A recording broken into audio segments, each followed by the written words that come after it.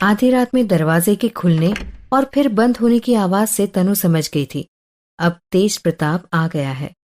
अब वो थोड़ा रिलैक्स हो गई। फिर तनु ने मन में कहा, पर तेज इतनी देर कहाँ थे?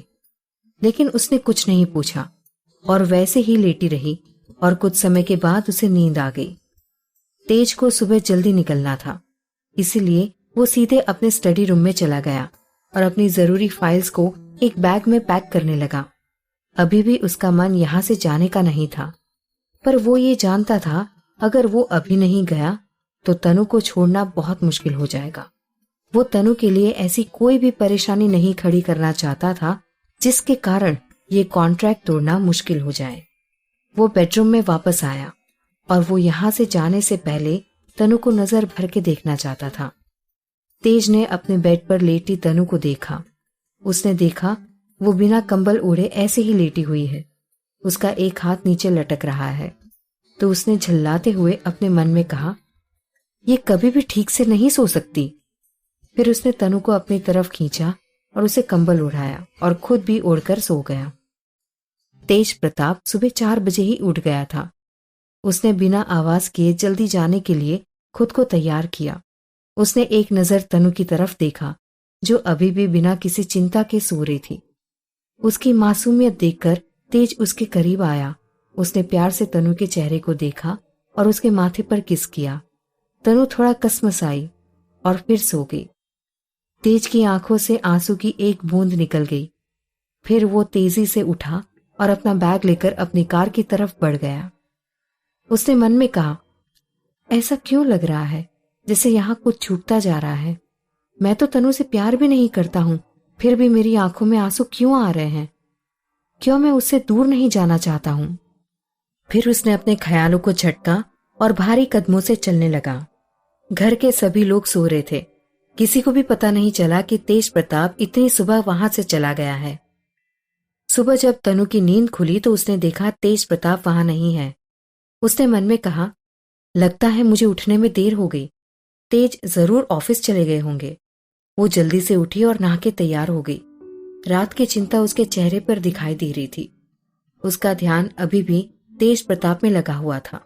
उसने सोचा, नीचे जाकर देखती हूं, वो कहीं नीचे तो नहीं है। और वो तेजी से नीचे की तरफ चली गई। उसने नीचे देखा, सभी डाइनिंग टेबल पर ब्रेकफास्ट के लिए बैठे हैं। वो भी वहीं पर आ गई। उसकी आंखें इधर उधर तेज प्रताप को ही ढूंढ रही थी। जब उसे वो कहीं नहीं दिखा तो वो उदास हो गई। वो शारदा जी और वीरेंद्र प्रताप जी की तरफ आई। उसने उन दोनों के पैर छुए, फिर दादाजी के भी पैर छुए, जो अभी अभी अपने रूम से निकलकर आ रहे थे। फिर उसने देखा चिंटू बंटी की केयर टेकर भी चिंटू बंटी को लेकर आ रही थी। उसने उन्हें प्यार से देखा। दोनों बहुत प्यारे लग रहे थे। आज दोनों ने एक जैसे कपड़े पहने थे। एक नजर देखने में दोनों में अंतर करना बहुत मुश्किल था। दोनों आते ही तनु से गोद लेने के लिए बोलने लगे। तभी चिंटू बंटी से लड़ने लगा। कल तो तुम चाची की गोद में थे ना, अब मैं चढ़ूंगा, है ना चाची? आप मुझे गोदी लोगे ना? तनु मुस्कुरा दी। उसने कहा, लड़ने की जरूरत नहीं है, हम तीनों झूले पर झूलेंगे, पर अभी जाओ, हम मिलकर नाश्ता करते हैं। मार्गरेटा ने तनु के लिए भी नाश्ता निकाल दिया था, पर तनु उसे भूलकर दोनों को ही नाश्ता कराने जा रही थी। पर सच तो ये था कि वो नाश्ता करना ही नहीं चाहती थी। शारदा जी और वीरेंद्र प्रताप तनु को देखकर बहुत खुश थे। वो दोनों बच्चों के साथ बहुत खुश रहती थी। शारदा जी ने मुस्कुराकर कहा, तुम इन्हें जितना प्यार करती हो ना, देखना जल्दी तुम्हारी गोदी में भी एक ऐसी ही चिंटू बंटी आ जाएंगे। तनु उनकी बात सुनकर शर्मा गई, पर मन ही मन सोचने लगी, अब हमारे कॉन्ट्रैक्ट खत्म होने में ज्यादा समय नहीं है और बच्चे तो शायद कभी नहीं होंगे। फिर उसने गहरी सांस ली और चिंटू बंटी में मगन हो गई। दादाजी बार बार तनु को नाश्ता करने को कह रहे थे, फिर ना चाहते हुए भी उसने नाश्ता किया। दादाजी ने पूछा, आज तो लगता है तेज को ऑफिस में कुछ ज्यादा ही काम है, तभी वो इतनी सुबह चला गया। तनु को थोड़ा आश्चर्य हुआ। उसने कहा, हाँ, शायद मैं सोती रह गई और मुझे पता ही नहीं चला। मैं कल ज्यादा ही थक गई थी। ये सुनकर दादाजी मुस्कुरा दिए। तभी अरुण आया। उसने सभी को गुड मॉर्निंग कहा। उसने दादाजी से कहा, सर जर्मनी पहुंच गए हैं, और मुझे कुछ जरूरी फाइल लेकर अभी जर्मनी निकलना है। दादाजी आश्चर्य से अरुण का मुंह देखते रह गए। फिर उन्होंने आश्चर्य से अरुण से पूछा, तुमने क्या कहा? तेज प्रताप जर्मनी चला गया? पर उसने तो हमें बताया ही नहीं। क्या हम लोग घर में है कि नहीं?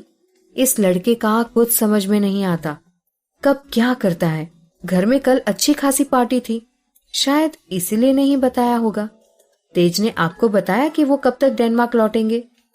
दादाजी ने पूछा तो अरुण ने बताया, हाँ सर ने कहा है डेनमार्क का सारा ऑफिस का काम अब वो जर्मनी से देखेंगे। उन्होंने वीर भैया को भी वहां आने को कहा है। वहां उनका एक इम्पोर्टेंट प्रोजेक्ट है और शायद कंस्ट्रक्शन के काम में उन्हें 2 से 3 महीने जर्मनी में ही रहना पड़ेगा। दादाजी गुस्सा करते हुए कहने लगे, इतनी बड़ी बात उसने हमें बताना भी जरूरी नहीं समझा। यहाँ उसकी पत्नी भी है, वो भूल गया है क्या? कम से कम तनु को तो बताता। क्या तुम तनु को भी ले जाओगे? अरुण कुछ पल सोचने लगा। ये सर भी हमेशा मुझे ऐसी ही कंडीशन में फंसा देते हैं। खुद तो बिना किसी को बताए खिसक गए और मुझे दादाजी के सामने फंसा दिया। फिर उसने बहाना करते हुए कहा, अभी नहीं, शायद सर जर्मनी में भी कुछ दिन रहेंगे। फिर उन्हें बिजनेस मीटिंग के लिए अलग अलग कंट्री में भी जाना है, इसलिए उन्होंने कहा है अभी तनु मैडम यहाँ फैमिली के साथ ही रहे। इससे उनका भी मन लगा रहेगा, नहीं तो वहां जाकर बोर हो जाएंगी। दादाजी ने तनु की तरफ देखा जो चुपचाप नीचे सिर किए उनकी बातों को ध्यान से सुन रही थी। उसके मुरझाए हुए चेहरे को देखकर उन्हें बहुत बुरा लग रहा था। दादाजी ने कहा, पर ये तो गलत बात है। अभी कल ही मैं सोच रहा था कि शादी हो गई है तो ये सुधर गया, पर नहीं, इसे अब भी सिर्फ अपना काम ही दिखाई दे रहा है। अगर काम इतना ही प्यारा था तो चलो मैं उससे बात करता हूँ। तुम्हें जो सामान ले जाना है वो तनु को तुम बता दो। दादाजी अपने कमरे में चले गए। शारदा जी और वीरेंद्र प्रताप एक दूसरे का चेहरा आश्चर्य से देख रहे थे, जैसे आंखों ही आंखों में एक दूसरे से कुछ बात कर रहे हो। उन्हें तेज का इस तरह से घर से जाना कुछ समझ में नहीं आ रहा था, मगर उन्होंने उस समय कुछ नहीं कहा और अपने कमरे में चले गए। अरुण आधी रात में ही उठ गया था। फिर तेज प्रताप को एयरपोर्ट छोड़कर यहाँ फाइल लेने आया, जिससे उसे भूख लगी थी। उसने एक नजर डाइनिंग टेबल की ओर देखा और फिर तनु की तरफ मुड़ गया। अरुण तनु को फाइल के लिए कुछ बता रहा था। तनु उसका मुरझाया हुआ चेहरा देखकर समझ गई थी कि उसे भूख लगी है। तनु ने कहा, ठीक है, मैं लेकर आती हूँ। क्या सर को कपड़ों की भी जरूरत है? लेकिन फिर खुद ही पूछकर शर्मा गई। तनु ने सोचा, जब जर्मनी में घर है तो वहां कपड़े तो होंगे ही। उसने नौकर को डाइनिंग टेबल पर अरुण के लिए नाश्ता लगाने के लिए कहा और अरुण से कहा, मैं फाइल लेकर आती हूँ, तब तक तुम नाश्ता कर लो। अरुण ने सोचा, सर ने तो मुझे आधी रात को ही जगा दिया था, मुझे तो फिर नींद ही नहीं आई। यहाँ तनु मैडम को देखो, मेरा चेहरा देखकर समझ गई कि मुझे भूख लगी है। वहां सर पता नहीं किस मिट्टी के बने हैं, खाना खाने तक का होश नहीं रहता और मुझे भी दौड़ाते रहते हैं। देखो कितना पतला हो गया हूं मैं। और वो फिर नाश्ता करने लगा। वाकई कई दिनों के बाद उसे इतना टेस्टी इंडियन खाना खाया था, वरना उसे तो अपने हाथों से बनाया हुआ जला कटा खाना या फिर कभी कभी तेज के साथ होटल का खाना खाकर गुजारा करना पड़ता था। बाहर का खाना तेज को पसंद नहीं था, इसीलिए ज्यादातर वो खुद ही खाना पकाता था। इधर रूम में आते ही तनु ने रूम का दरवाजा बंद किया और जोर जोर से रोने लगी। अब उसे पता चल गया था कि तेज प्रताप डेनमार्क में नहीं है। उसने तो पहले ही सोचा था कि तेज ऑफिस गया होगा। उसे बहुत बुरा लगा। उसे समझ नहीं आ रहा था कि उससे क्या गलती हो गई और तेज प्रताप से वो क्या पूछे। उसे समझ भी नहीं आया। वो भारी मन से उठी और स्टडी रूम में जाकर जरूरी फाइलें समेटने लगी। कुछ फाइल्स पहले तो तेज प्रताप अपने साथ ले गया था, जो रह गई थी उसे तनु ने आकर अरुण को पकड़ा दिया। उसने इधर उधर देखा, हॉल में कोई भी नहीं था। अरुण भी नाश्ता कर चुका था। उसने धीरे से अरुण से कहा, क्या सर ने तुम्हें बताया था यहाँ से जाने के बारे में? अरुण ने हिचकिचाते हुए कहा, हाँ सर ने मुझे आधी रात में फोन किया था। मुझे थोड़ा आश्चर्य हुआ क्योंकि पहले उन्होंने सारा ऑफिस डेनमार्क में शिफ्ट करने को कहा था, पर अचानक ही कल मुझे जर्मनी शिफ्ट करने को कह दिया। मेरे भी समझ में कुछ नहीं आया क्या बात है। वैसे क्या आप दोनों के बीच में कुछ हुआ है? मेरा मतलब लड़ाई झगड़ा? तनु ने धीरे से ना में सिर हिलाया। उसने कहा, मुझे कुछ नहीं पता, और तुम्हारे सर के दिमाग में क्या चलता है इसके बारे में तो मुझे कुछ भी नहीं पता। मेरा तो इस कॉन्ट्रैक्ट मैरिज के चक्कर में कबाड़ा ही हो गया है। तुम्हारे सर की जब मर्जी होती है वो प्यार दिखाते हैं, और जब मर्जी होती है महीनों छोड़कर चले जाते हैं। फिर उसने गुस्से से अपने हाथों को भींचते हुए कहा, अपने सर को कहना मुझे जल्दी ही इंडिया भेज दे, मैं यहाँ नहीं रहना चाहती हूँ।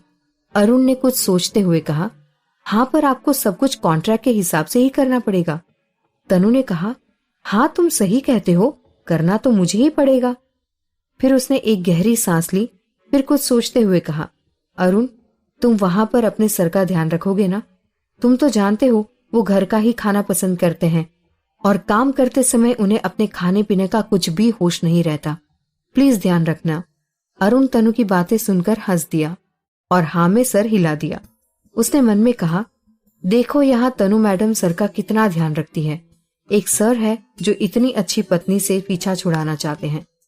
फिर वो फाइल लेकर चला गया। तनु उसे जाते हुए देखती रही। तनु गुस्से में अपने रूम में आई और आते ही बड़बड़ाने लगी, ये तो हद ही हो गई।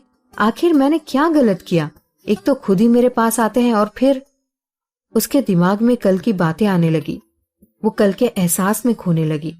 फिर उसने अपने ख्याल को झटकते हुए कहा, तेज मुझे बार बार याद क्यों दिलाते हैं कि ये कॉन्ट्रैक्ट मैरिज है, पर बार बार मुझे प्यार का एहसास कराते हैं और फिर छोड़कर चले जाते हैं। आखिर क्यों मैं उनकी इस पहेली को सुलझा नहीं पा रही हूँ? वो क्यों मेरे साथ ऐसा करते हैं? यदि मैं इतनी ही नापसंद थी तो उनको तो मधुलिका से शादी कर लेनी थी। वो तेज प्रताप के साथ मधुलिका को इमेजिन करने लगी। फिर उसने खुद से कहा, अरे छी, ये मैं किस पागल को तेज के साथ जोड़ रही हूँ। कल पार्टी में भी तो कैसे कैसे कांड कर रही थी। पर अगर तेज ना ही मुझसे मिलना चाहते हैं और ना ही रहना, तो मैं भी उनसे कभी बात नहीं करूंगी, ना ही कभी फोन लगाऊंगी। आखिर मेरी गलती क्या है? मुझे पता भी तो चलना चाहिए। वो गुस्से में थी, फिर भी उसकी आंखों से आंसू गिर पड़े। फिर वो भारी कदमों से आर्ट रूम की तरफ चली गई।